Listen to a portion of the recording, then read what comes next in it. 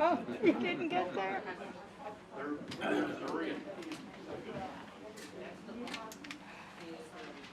The Commissioners Court of Brazos County will meet regular session on January 5th, 2021, 10 a.m. in the Commissioners Courtroom in the County Administration Building, 200 South Texas Avenue, Suite 106. First item on the agenda is invocation of pledge of allegiance to the U.S. and Texas flag. Commissioner Colley will lead those. Will you bow with me? Our Father, we thank you for all your blessings. We thank you for the opportunities that you have granted us. Lord, we thank you for health, strength. We thank you for your mercy and all your power. And Lord, as we deliberate the business of Brazos County today, be with us, grant us wisdom.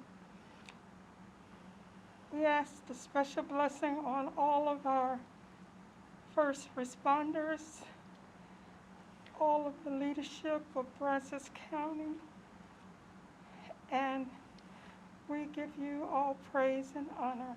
In the name of Jesus we pray. Amen. Amen. Amen. I pledge allegiance To the flag of the United States of America and to the republic for which it stands, one nation under God, indivisible, with liberty and justice for all. Honor the Texas flag. I pledge allegiance to thee, Texas, one state under God, one and indivisible. Thank you, Commissioner. Thank you. Second item on the agenda is call for citizens' input and or concerns. My mic wasn't on. Call for citizens' input and or concerns. Hearing none, we will move to number 3's presentation and our discussion. And I don't think Santos is here today, but the Health District representatives to talk about, and Emergency Management Coordinator to talk about COVID-19 and kind of what's going on in Brazos County. Michelle Meade. So can everybody hear me, even if I wear my mask? Yes. Sure. Okay, so good morning. I was made aware of the fact that there was some information being requested by Commissioners Court regarding the vaccine distribution plan, and I know there's a lot of questions that the public has in mind in terms of what is going on regarding vaccine distribution as a whole. And so I am here today to share with you some information that I hope will give a clearer picture of what's currently going on in Brazos County. Santos is unable to join us today, and so I'll be taking the lead. I also brought with me Ponch Gonzalez, who is our district coordinator with Texas Department of Emergency Management. Additionally, Bob Lampkin and Sarah Mendez are here with Brazos County Health District. And so between the four of us, we hope we can answer any questions you might have. I'm sorry. That's okay. Okay. So the good news is there's a plan. Texas, the state of Texas has a plan. It's called the Texas COVID-19 Vaccination Plan, and it was put together by the Texas Department of State Health Services. Next. Out of that plan, I can share with you. The plan utilizes a public-private partnership approach, which means we went to clinics and doctors' offices and long-term care facilities and our federal partners like CVS and Walgreens, Kroger's, and HEB, and we asked for some of those organizations to step up and be local providers of vaccine doses to the public as a whole. The Department of State Health Services, which is DSHS, sorry for the acronym, is pushing out information through a number of different ways. They're pushing it out using websites, social media, and other forms of communication. The problem is it changes, and it changes frequently. Pont uses a good analogy with vaccine distribution. So imagine, if you will, you're flying a plane, but you're building that plane as you fly it. And that's basically where we are with the vaccine distribution plan. We know that initial vaccine availability is not going to keep pace with demand. We know we have a lot of people that want vaccine doses now, but Brazos County has not received very many of those, and I'll get into greater detail later. So we know that there's not going to be enough supply for even the most vulnerable population starting out. Next. Guidance about the plan comes from the Centers for Disease Control and the Advisory Committee on Immunization Practices. That guidance changes sometimes daily. We know that the prioritizations will be based on a combination of job functions, exposure potential, and individual risk factors for severe illness or poor outcomes, and we'll get into that a little bit later as well. Next. Provider participation in administering the vaccine is voluntary. That means that not all doctors' offices, not all long-term care facilities, not all clinics are going to want to sign up as to be providers for the vaccine. We know that individuals cannot be mandated to get that vaccine if they don't want to, because those vaccines were approved under an emergency use agreement, which Ponch can provide a little bit additional information if you all want that. The Texas Department of State Health Services serves as the lead agency for distribution of the COVID-19 vaccines. And decision about who receives doses and when they're made is made through a panel. It's called an Expert Vaccine Allocation Panel, and it was established by the Texas Commissioner of Health. The plan uses a phased approach to the prioritization of the distribution of doses. Prioritizations, again, are based on a combination of job functions, exposure potential, and individual risk factors for severe illness or poor outcomes. Again, stressing that. So we are Brazos County is currently in phase 1. So this is a listing of some of the people that are eligible. And again, the one thing to note is that a lot of these are working directly or have direct contact with people that are either COVID positive or suspected to be COVID positive. So your EMS providers, your healthcare workers, long-term care staff, facility staff. Go ahead next.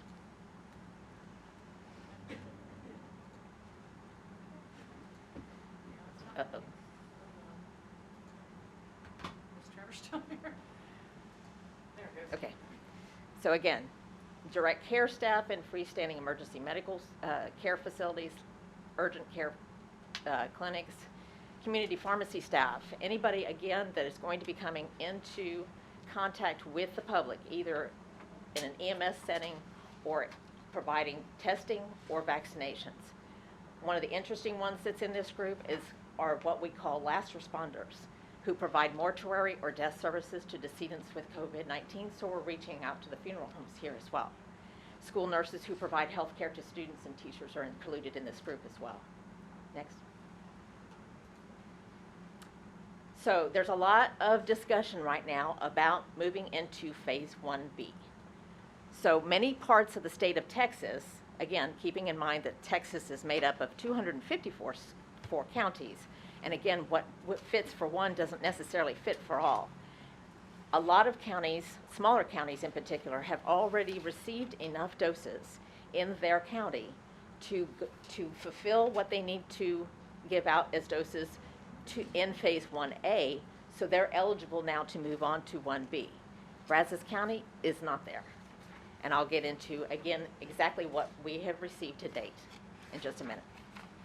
So in 1B, we'll open that up to people that are 65 years or older, people that are 16 years of age or older that have at least one chronic medical condition that puts them at an increased risk for severe illness. And again, there's a list of those illnesses, and that is not all of those chronic health conditions that may exist. There's many others that will fall into that description as well. Once we're done with 1A, 1B, then we move into 1C. Again, keep in mind, we put asterisks all over the place on this because these dates are all subject to change. These are what our best guess as of now. And the information in this presentation is different to one of the pages in the paper that I handed out, again, because it's already changed. From that information, that's old information, this is the newest information that we have right now. So again, 1C, we're hoping by mid-January, we will have addressed and gotten enough doses to get through 1A and 1B. Phase 2, and for most of these, the specific target population has not yet been identified either. Until we get to Phase 4, which is general population, and again, we're not projecting on getting enough vaccine to do the rest of the general population that has not already been addressed in the other phases until June or July at the earliest. So again, we're in this for a while yet. Local providers. There are 70 to 80 local and federal COVID-19 vaccine providers. Not all of them have been approved at this time to receive vaccine doses. I actually updated this morning because Ponch was able to get me the allocation information for week 4. So I think the next slide has the information on the allocations. So, oh, wow, that came out really small. So this is the list of providers that week 1 through week 4 have received doses. Week 4, we are actually in week 4 now, and those won't actually be, they'll be received this week, but they won't be distributed till next week. So again, and that's only 7,075 doses for the entire county. So we have a long way to go. We're hoping as time goes on, the rate of allocation will increase for Brazos County. Can we get a copy of Yes, the ma'am. previous? I'll get that out to all of you. Okay, thank you. So how does the public find a provider? One of the ways they can find a provider is a brand new website that has just been rolled out by the Texas Department of Emergency Management called the TDM COVID-19 Provider Search. It's at that website. Things to remember as individuals find providers, they need to contact those providers by phone. They need to make an appointment either by phone or online.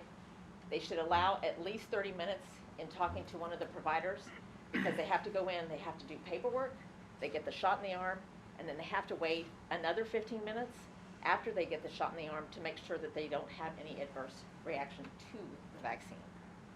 Additionally, each individual currently needs 2 shots for immunity, and they must receive the same manufacturer for both shots. So you can't do Pfizer one time, Moderna the second time, and vice versa. It has to be both Pfizer, both Moderna, and as time goes on, we're hopeful we'll have more manufacturers coming out with vaccines.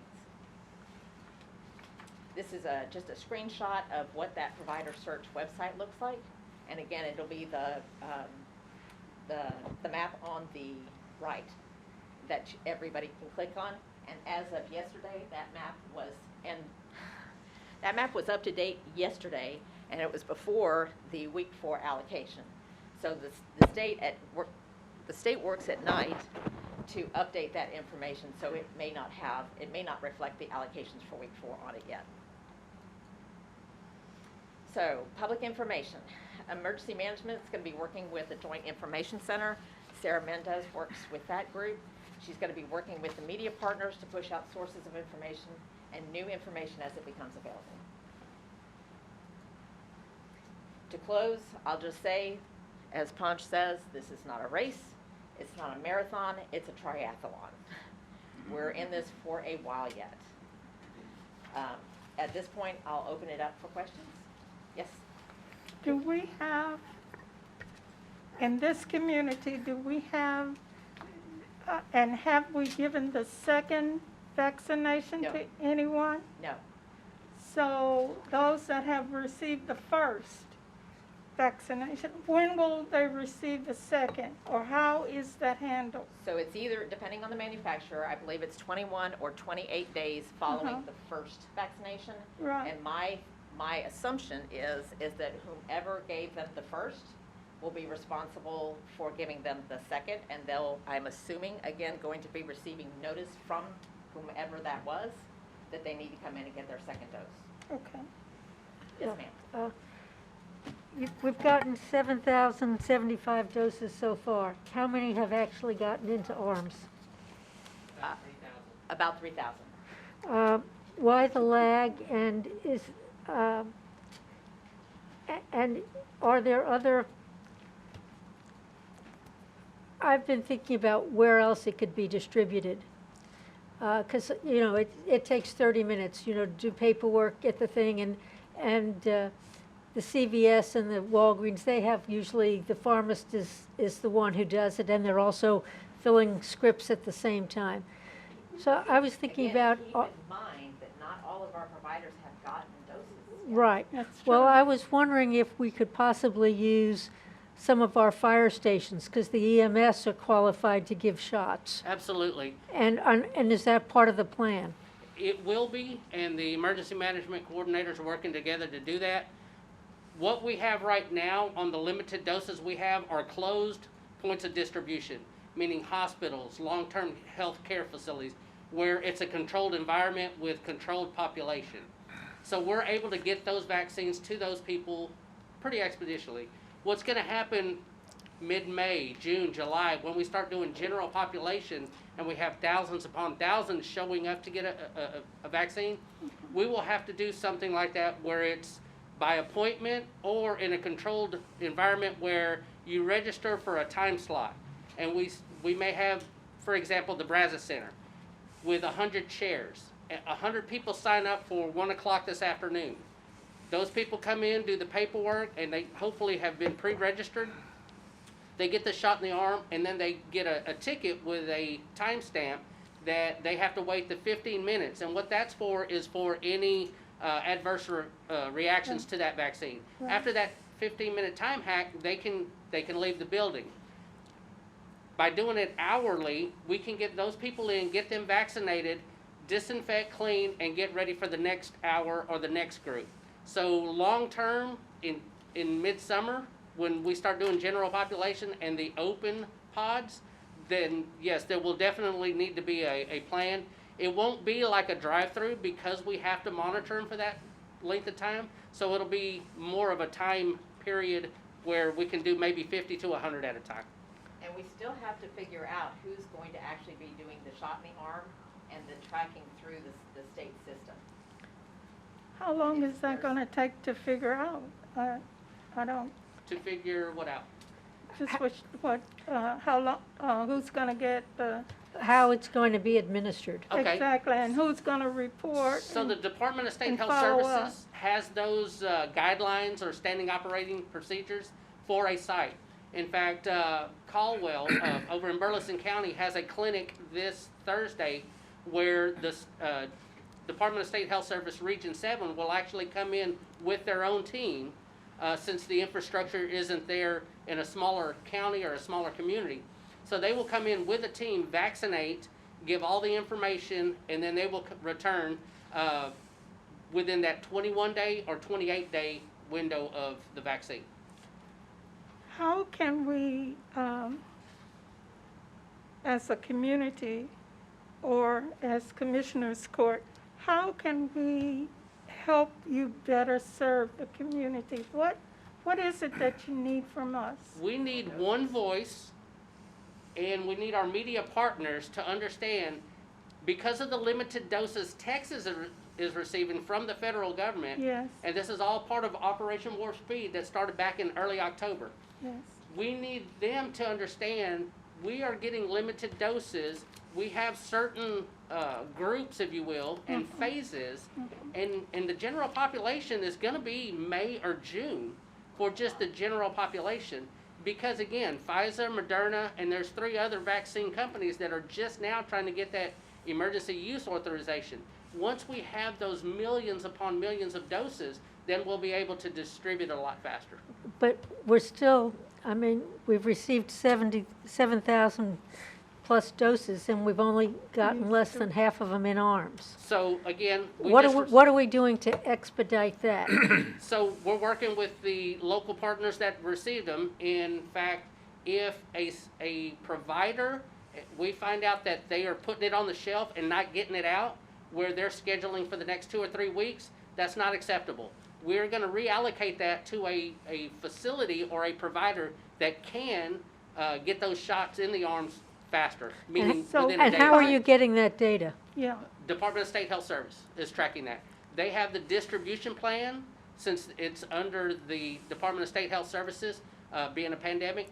They are monitoring, and they have a vaccine plan liaison, if you will, that in fact, I just got off the phone with her before we came in, and that's how I got the updated clinics around the jurisdiction. Punch. Yes, ma'am. Who's going to be responsible for going in and getting that vaccine that's not being used? The Department of State Health Services. They're going to be here in our community, pulling it off the shelf and redistributing that? Yes, ma'am. Okay. In fact, over the New Year's holiday, I received a call about a facility within our 7 counties that wasn't getting them out. And after my call to the Department of State Health Service, we were able to find a provider locally that would accept them and get them in shots in the arm faster. Okay. And so that was done. Okay. We hear about the new strand that's out there. Well, I know there's one from the United Kingdom, then there's one from Africa. And Yes, the ma'am. African strand seems to be, A little bit more worse, yes. lack of a better term. Is any of that here? How do we know? We don't know until somebody actually gets sick and goes to a hospital and gets tested. Yeah. And the epidemiologists run their tests and all that behind the scenes stuff. So with our proximity to Houston, Dallas, Austin, Texas A&M, being a worldwide university, we are in that target zone of it could happen. But again, until somebody actually goes in, gets a COVID test, finds out they're COVID, and then what strain, we have not. So should we say at this time it's not here? No Oh, it's one here. has tested? I don't know if it's in Bryan College Station, but it's here. It's in in Texas, Texas, and yeah. it's getting closer. Okay. I read a report on, I think they call them long timers, those that have had the COVID-19 Mhm. reportedly have long-lasting Side effects? side effects, and I believe here in Brazos County, one of our employees has had that happen. What do we have for those that do have the long-lasting side effects? Is there a organization? Is there a group? Is there some way that if we know of these people, if the public knows of these people, can we help them in some way? How is I would that probably refer monitored? that back to either the Health Department or the Department of State Health Services. Health and Human Services also would probably be tracking. But, I mean, as this is evolving, that's why we use the analogy, we're flying this plane, but we're still Yeah. trying to build it. We're still gathering information on what is COVID. You know, where did it come from? The different strains. These vaccines that are in trial phase still under these emergency use agreements. So, again, we're heading down that road trying to gather all that, and we're adding more things. That's why we say it's more of a triathlon than a marathon, because there's so many different pieces. It's not just to run the race. It's, Exactly. by the way, you're going to do this now, and you're going to do this now. Yeah. Thank you Yes, sir. for, Yes, ma'am. I think I'm speaking on behalf of the Commissioners Court and the judge and saying it's not acceptable to us that we've just got half of the doses out. And I know that the commissioners have asked the question, but I'm asking you to rethink that. Is there something that the judge or the court could do? Can we talk to somebody? Can we make someone aware of it, that we're not getting all the shots out as quick as we get them? I'm going to say yes and no. Yes, the judge and the commissioners obviously can request these providers to step up their game, but logistically, it's a big undertaking. Just because of each individual that goes in there, you're talking about a 45-minute time hack for each individual. So you multiply that by 300,000 in the county, that's a lot of minutes. So they're getting it done as fast as they can logistically, you're still pulling somebody off a job to go give a shot when they need to be in the ICU. So in talks of using fire departments who kind of already give shots, I've been a paramedic for almost 30 years now. Yeah, let's get some of those healthcare providers that could come in here, do some just-in-time training with the health department and say, okay, you're checked off, let's get a clinic started. But then again, is it going to be a large room where 100 people could come in an hour? Logistically, it's just, that's what the problem is. When you- Well, when you most talk of the about- fire Storage sta- issues on that vaccine as well. Sure. Most of the fire rethink stations have a that. community room Right. where they can Re- accommodate, at least 20 people or more socially distanced. Right. And And then we have generally public- speaking, firemen are mostly training. They're not out fighting fires, thank God. So they have the time, and they're not being pulled away from filling prescriptions or taking care of an ICU patient. So they have the time and they have the facility. I'd like to see us use them sooner as opposed to later. And when you the- look at facilities, we've got the Brazos Center, lots of parking. We've got the Expo. Expo Center. You don't have to use just that space that you used before. There's even more space. I mean, I think we need to take on a sense of urgency So rather there is. than just, letting it happen. And when I asked the question, what is it that we can do to assist, I found, working with Punch there, that we could get the the testing a lot faster. But now, today, I hear you've got to have an appointment, and most people are not going to, be able. And then they'll tell you have to have an appointment, but they don't give a phone number. Who do you contact? How do you get an appointment? So the appointments are for the kiosk systems that the Texas A&M University system has. The mobile testing that TDM has, you don't need an appointment. You can just Exactly. drive up and we will give you a QR code to scan in if you want to register right then. Right. Or you can go to the state website, tdm.texas.gov, and you'll see the COVID link to register for a site anywhere in Texas that's free. So you can do that. Those are free and those are no appointment, but to speed up the process, we try and get you to go online and register prior to that. And Punch, there's still those of us in the community that are not internet savvy, computer savvy, that Or have wouldn't even access. have a computer. You say go to the library. That would be difficult for those with no transportation. We've got to find, in my view, better ways. We've got to find some way to reach the truly needy, those that are truly needy. And we're working on doing a myriad of different things with testing so that we can address that very issue.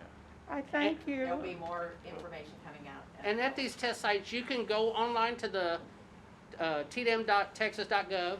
You can show up and scan a QR code, or there is a registration right there on site where they can still register on site with no appointment. Again, you can go online if you have that. Understood. Many people don't. And the elderly that truly need the services are those most likely not to be able to access the services.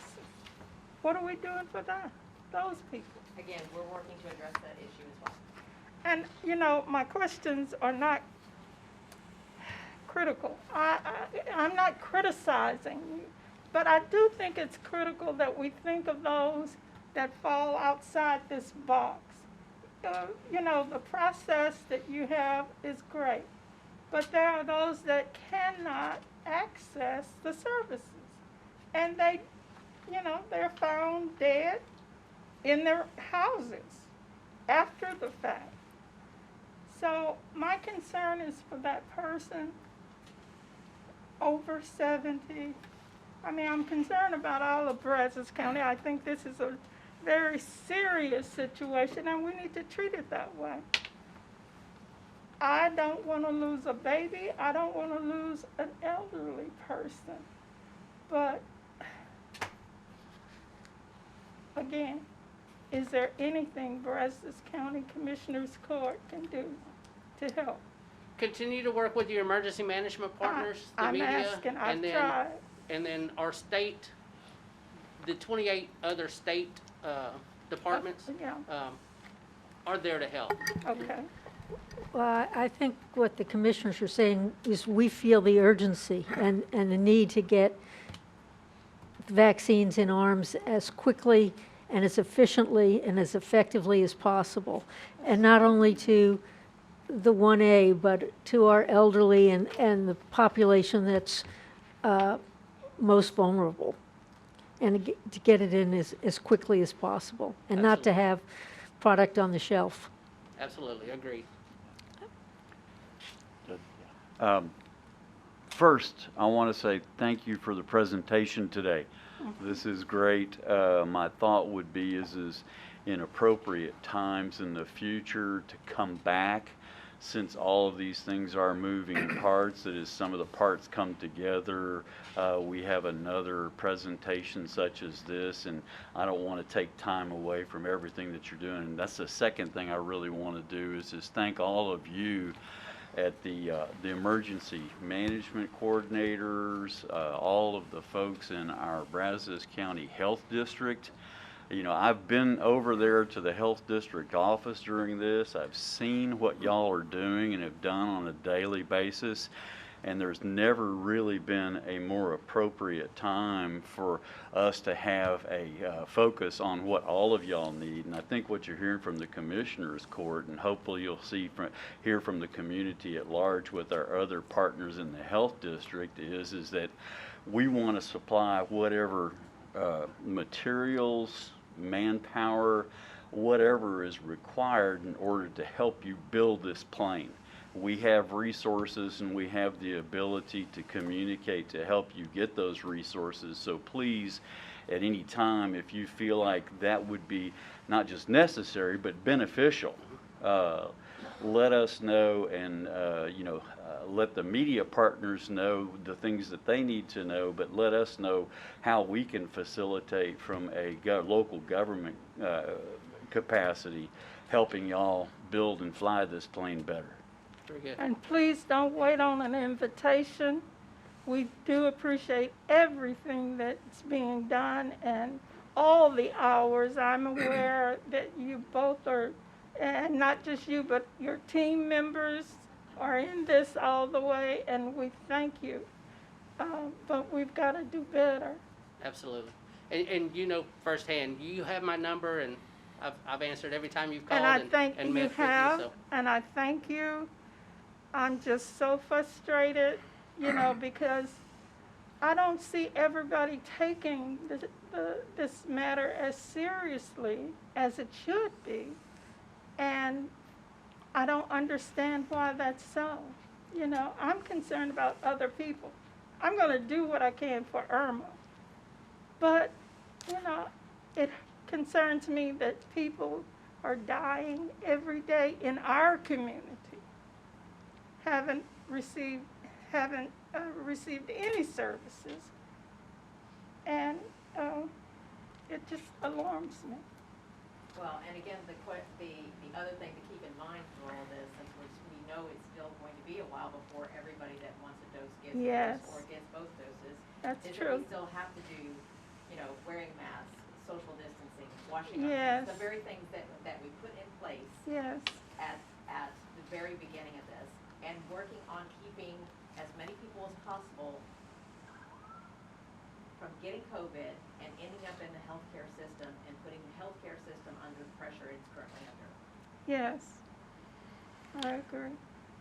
I really appreciate y'all coming in and making the presentation. There are a lot of folks that are really concerned about it. I mean, I hear from it all the time. So I appreciate y'all coming in and giving us an update, and we look forward to a future update. I mean, the limiting factor certainly is the vaccine. It's really amazing that this warp speed production of a vaccine to go from just about a year ago, they discovered that it had come in here, and here we are with a vaccine that's actually going to be put into people's arms. So, I mean, that just doesn't happen. I mean, it's, you know, they kept saying it'd probably be 2 or 3 years before there'd be a vaccine available. So really, I mean, there have been a lot of people who have been concerned about it and been pushing forward and trying to get that vaccine, get it safely vetted to make sure that we wouldn't have something that would happen to people when they got it. And so I appreciate everything from the local level that y'all have done to step up and try to make sure that we're doing it as efficient as we possibly can. Yes, sir. So thank both y'all. I don't know whether anybody from the health district has anything they want to add. Bob, Sarah? Thank you both. Really Thank you. appreciate it. Yeah, I think what you're seeing here, Bob Lampkin, Brazos County Health District Environmental Health Manager. I think what you're seeing here is the partnership that we have, just not just Brazos County. You know, we're working with the health district, we're working with the COC, we're working with TDEM, and all those parts are helping us get this done. There's, you know, we're kind of overwhelmed doing some of the day-to-day things that we're dealing with, and they've done a great job of just stepping in for running the vaccine, or working on the vaccine portions, but working on the testing in the community and everything else. Those are things that we just couldn't handle. And so again, I think the partnership that we have with these entities are allowing us to get the things done that we need to get done. So we appreciate that. Okay. Thank you, you. Bob. All right. That will end the presentation and discussion number 3. Number 4 is a proclamation 21-001 declaring January 2021 as Human Trafficking Awareness and Prevention Month. Move approval? Second. Motion made and seconded. You know, I probably ought to read this. Is there anybody here to receive Yeah. human? Oh. Okay, so let me read it. Whereas the Texas Attorney General's office defines human trafficking as a modern-day slavery. It is the exploitation of men, women, and children for forced labor, for sex, by third party, for profit or gain. Whereas in Texas, according to the Attorney General's office, a study done by the University of Texas, there is an estimated 310,000 victims of human trafficking at any given moment in the state. More are victims of labor trafficking, and 234,500, while 79,000 are minors and youth in sex trafficking. Whereas victims and survivors can be of any age and are trafficked by anyone, including family members, extended relatives, friends, spouses, and partners, as well as acquaintances and strangers. Human trafficking is a nationwide public health and civil rights crisis. Its victims and survivors are everywhere, with Brazos County being no exception. Whereas Brazos County is a prime target area for traffickers, as it sits in the middle of one of the largest trafficking highway corridors in the country, known as the Texas Trafficking Triangle, located between major cities of Dallas, San Antonio, and Houston. Whereas all communities must seek to prevent human trafficking before it can occur by promoting safe, healthy, and supportive environments. Whereas the Trafficking Exploitation Action Network has a mission to collaborate with Brazos Valley community and community to increase awareness, maximize advocacy efforts, and empower the survivors of human trafficking and exploitation. Whereas Brazos County strives to become a place where human trafficking does not exist, and where people with opportunities available to them, and where all people are treated as fully human and worthy of supportive community and freedom.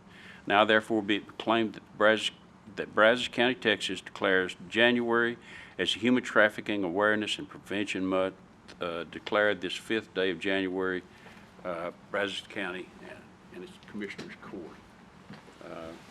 And won't you come up, Ma? We'll get this.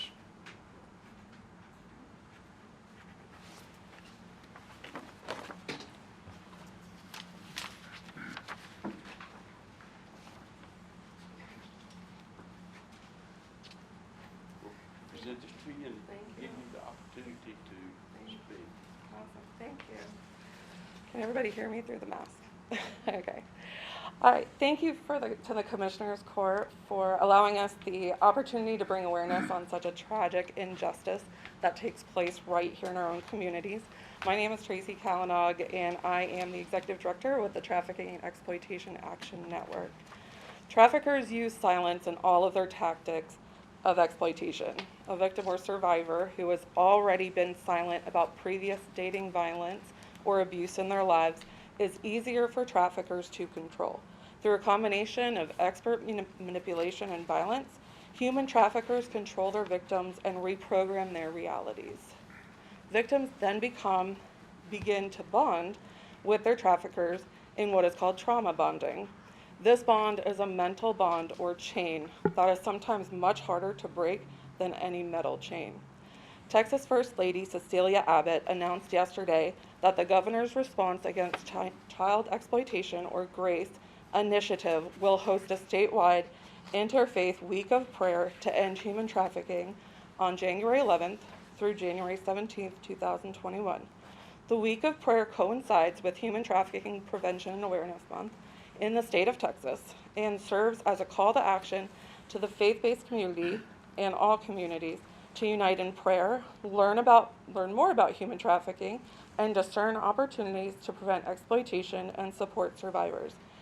They'll launch the Week of Prayer to End Human Trafficking through a virtual event on January 11th at 6 p.m. on Facebook. The event will include remarks from state officials, panel discussion with faith leaders, and members of the Office of the Governor's Child Sex Trafficking Team.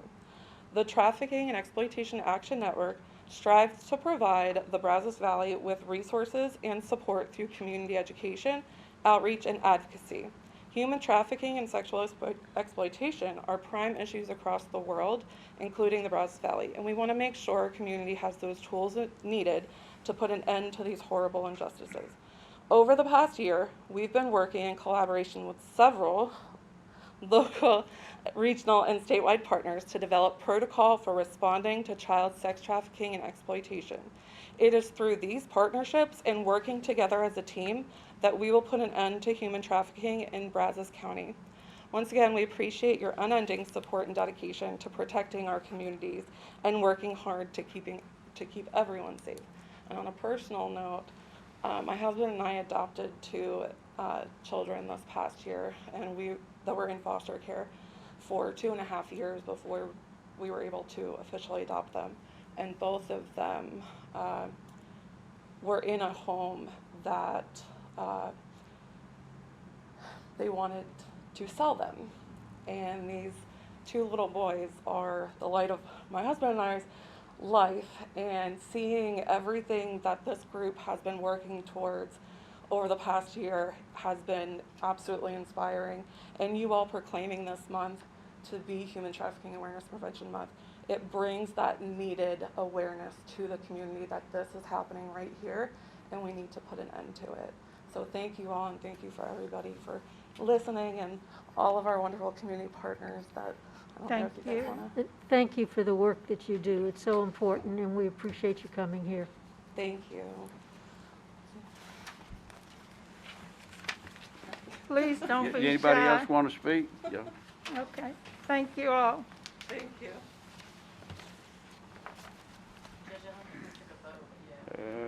Okay, so we need a motion and a second.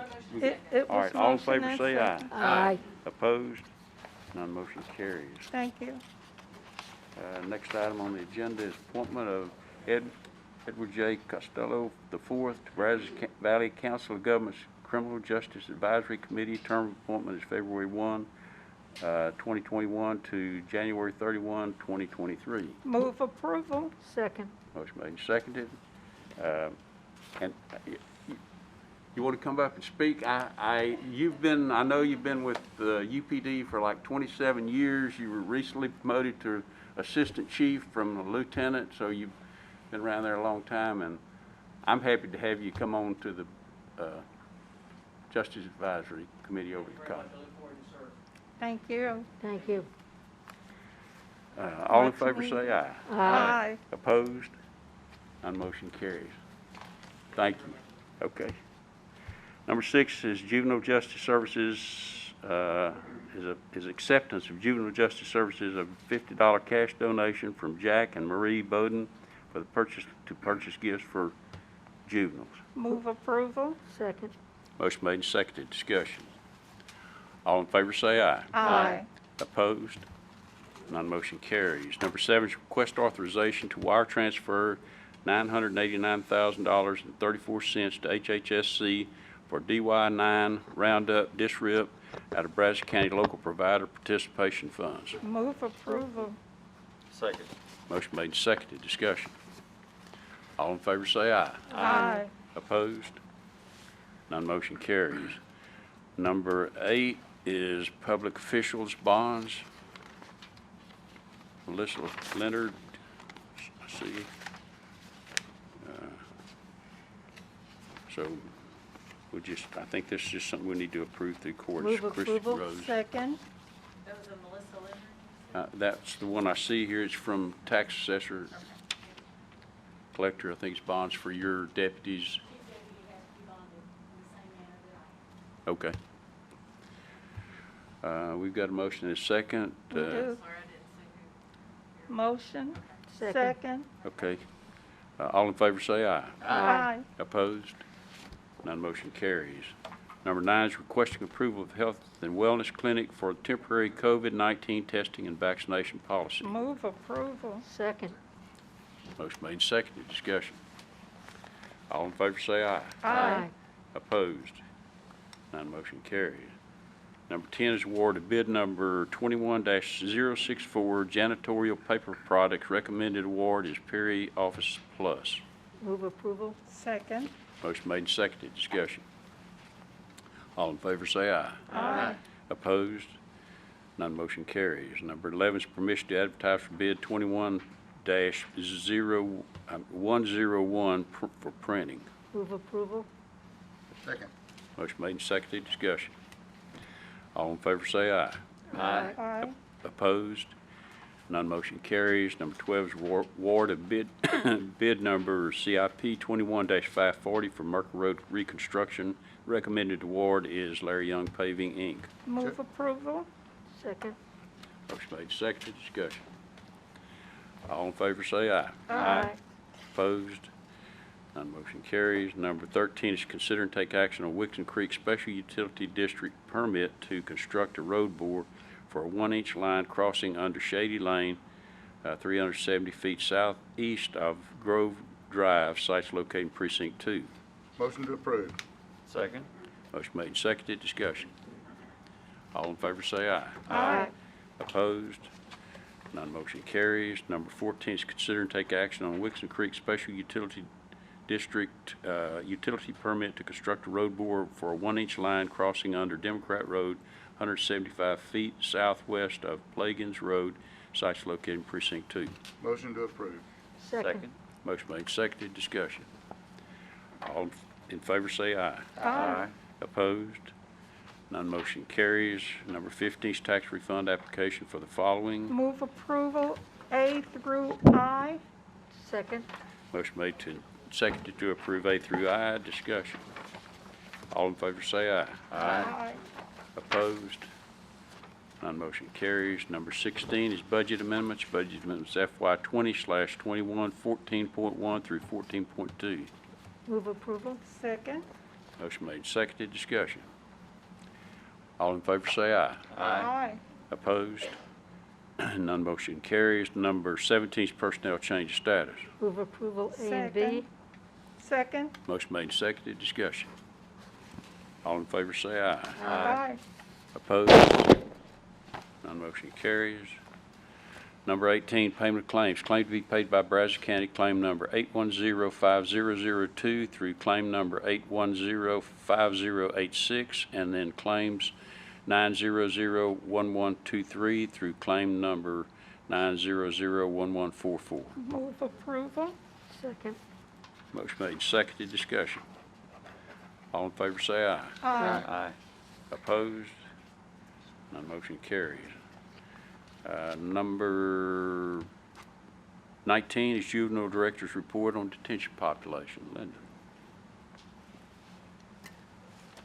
morning, Judge and Commissioners. At the present time, we have 11 juveniles in detention. We have 7 males, 4 females. We have 4 in isolation, medical isolation, just due to our protocol. And we have 28 on electronic monitoring. Thank you.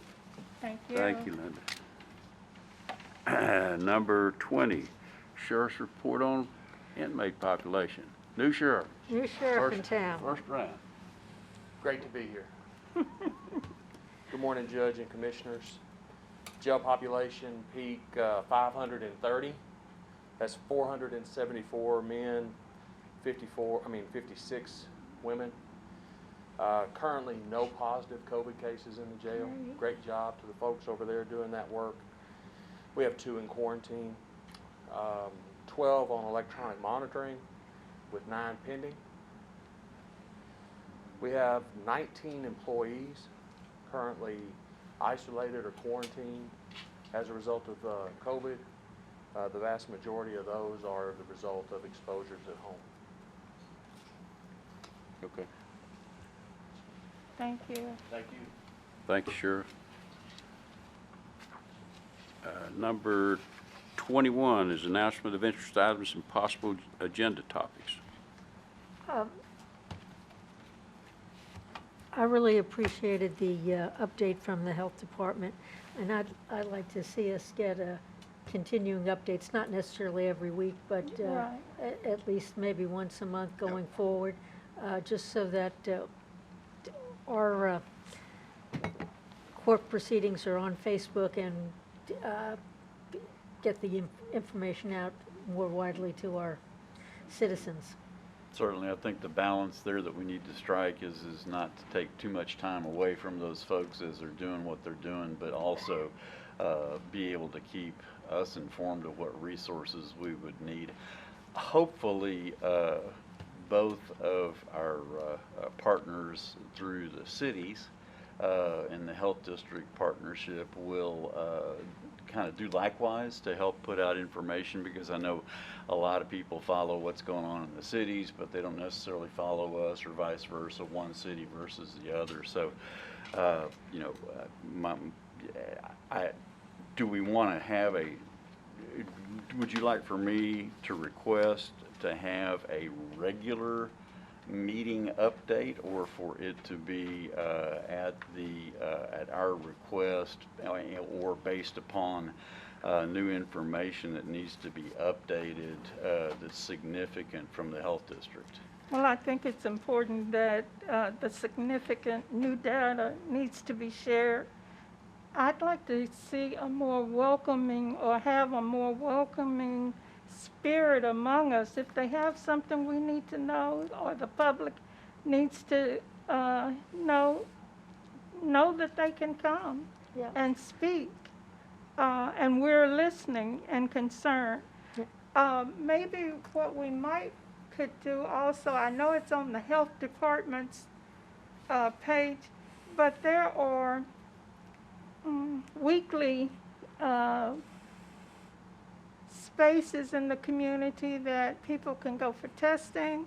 We could also put that on our website, I think, where it's just that. It doesn't have to be a lot of facts, but the information of where to go, who's testing, if there's a cost, what the cost is. It should be free, but sometimes it's not.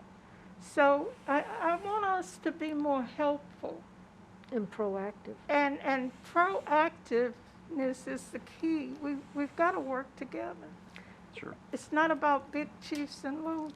Yeah, Well, Indians. Michelle comes to all of our She does. commissioner court She meetings, and does. I don't want to put any additional burden on her. Right. But if there's an update, maybe when we have the citizens' input, she could just come up and give And us speak. number of doses that are available and how many have actually gone into arms, and And you know, where they are. who has vaccines available, and when we're out of the 1A and 1B can start to participate. Just some basic information on a regular basis from Michelle, since she's here anyway.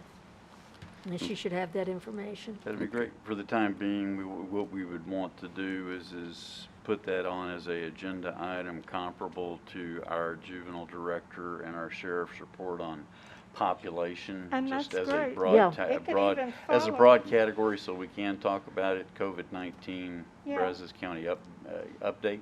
Yeah, Yeah. that's fine. Judge, would that be okay if we? did Yeah, that? I mean, we can do that. I mean, I know information changes, you know, day to day, so I don't know whether they'll be able to, it's worth putting it on there and Let let's see. Let me visit with Bob and Santos and with Yep. Michelle and find out if that would be something that they think would be appropriate and worth the time to do. Certainly, if they can, I would like to have everybody be as informed as possible.